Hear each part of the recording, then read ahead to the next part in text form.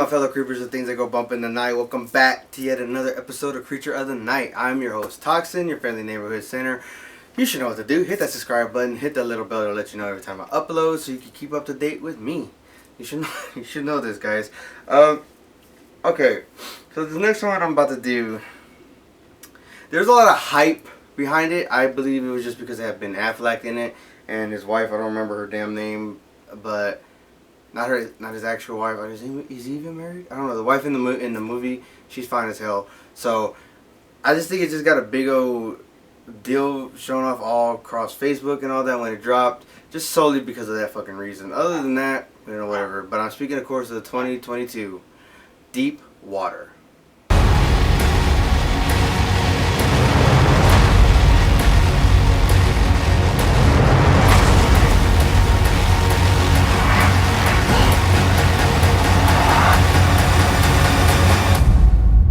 Do you think we'll ever be just happy?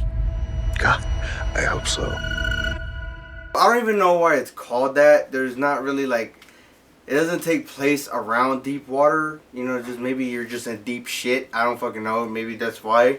The only time is, because I know I'm skipping ahead, guys, but the only time that they have to deal with water is when he hides one body in there.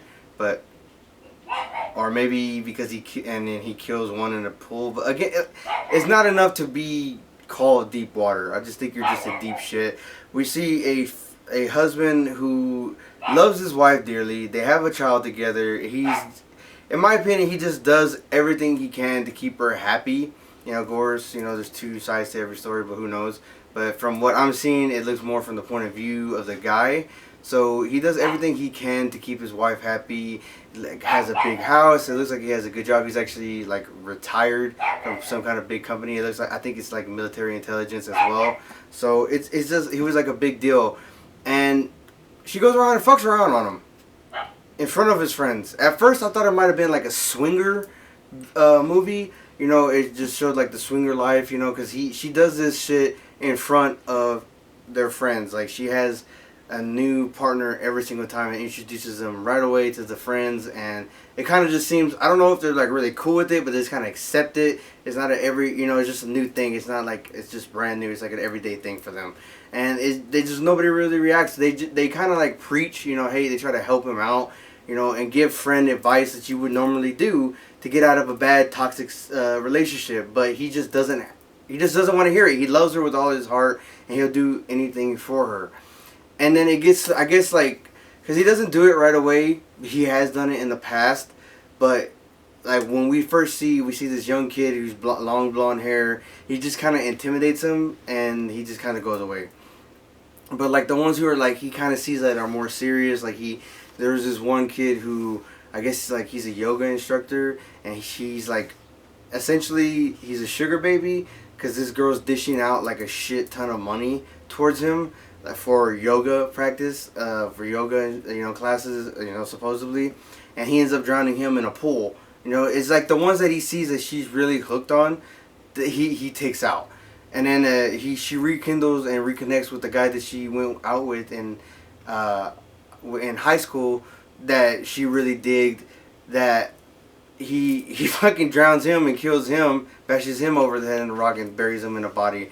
Meanwhile, there's this new guy who is like just kind of snooping around and kind of like is already accusing him of killing. When they first see the person, the young kid drowning in the pool, he's automatically jumping all over the husband and telling the cops that it was him, just because he kind of sees certain things. Like he's just that guy that kind of sits back and observes and stuff like that. But this guy's really, really smart. He already starts noticing somebody following him and taking pictures of him. And when he goes and confronts him, the guy having having lunch with his wife, he already puts two and two together that he's an private investigator, and goes and confronts this guy, the guy who hired him, in front of his whole family, calling him out and turning his family against him.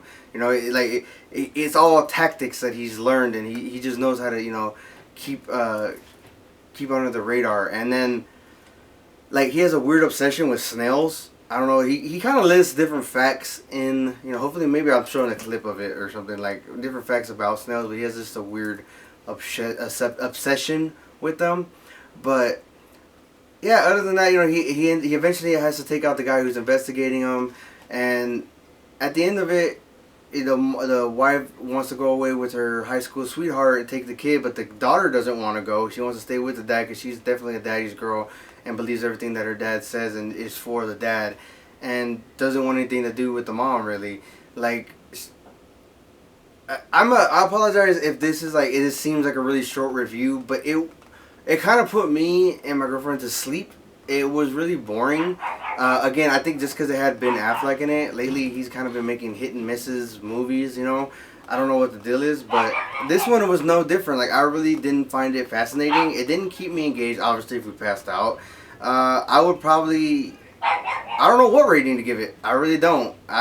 One, not a thumbs up. I don't know. It was just really boring. I just think it got a lot of hype because of the people that were in it.